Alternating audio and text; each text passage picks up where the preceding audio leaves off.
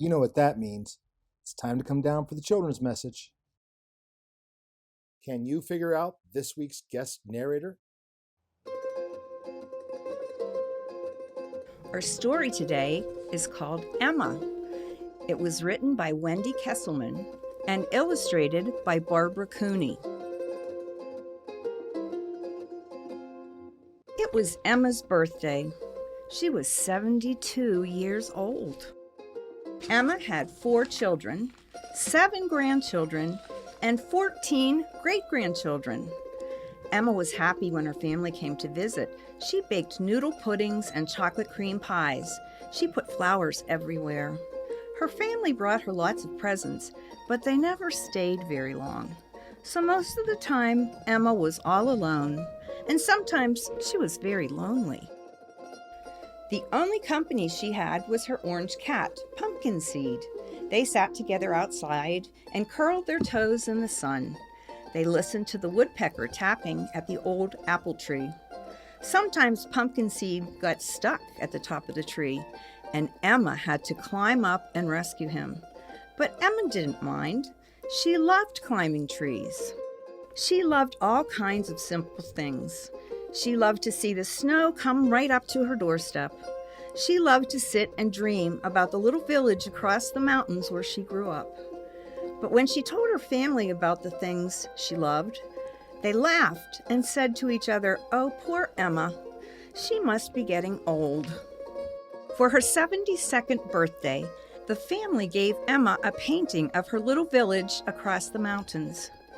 Emma hung the painting on the wall. "It's beautiful," she said to them, but to herself she thought, "That's not how I remember my village at all." Every day, Emma looked at the painting and frowned, and every day, her frown grew a little deeper. One day, she made up her mind. She went to the store and bought paints and brushes and an easel. Then Emma sat by the window and painted her village just the way she remembered it. When it was finished, she took the other painting off the wall and hung hers up instead.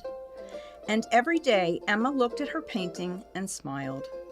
When her family came to visit, Emma put the other painting back again. And as soon as they left, she switched it for her own. But one day, Emma forgot. When the family was in the middle of dinner, one of Emma's grandchildren pointed to the wall. "Where did that painting come from? It's not the one we gave you." Emma looked up. Emma looked down. But everyone kept right on looking at the painting, and they all kept asking, "Yes, where did it come from?" Finally, Emma said, "Me. I did it." "You!" they all cried out together. Emma hurried to hide the painting in the closet. "Stop!" cried her family. "Don't hide it away. It's beautiful. Why don't you paint another one?" "I have," said Emma, and she brought 20 more paintings out of the closet. From that day, Emma kept painting and she never stopped. She painted the snow coming right up to her doorstep. She painted the old apple tree in blossom with the woodpecker tapping at its branches. She painted Pumpkin Seed curling his toes in the sun. And she painted her village across the mountains over and over and over again. Soon people began coming from everywhere to look at Emma's paintings. When they left, she was all alone.